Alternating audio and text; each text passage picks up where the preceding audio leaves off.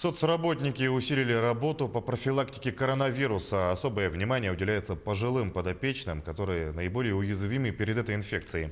Работники центра города Якутска прошли специальный инструктаж о том, что делать при обнаружении симптомов COVID-19 у пожилого человека.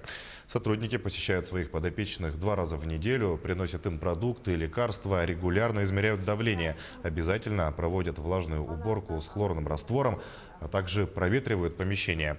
Напоминают пожилым людям чаще мыть руки, а в случае недомогания готовы вызвать врача на дом. В настоящее время соцработники Якутска обслуживают на дому более 700 человек.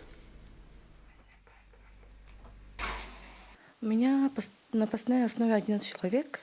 И в связи с этими болезнями, да, с карантином, мы постоянно, обычно 2 раза в неделю ходим.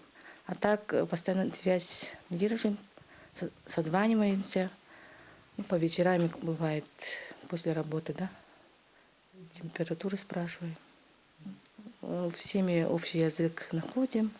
Хотелось бы, да, чтобы на улице не ходили, дома сидели,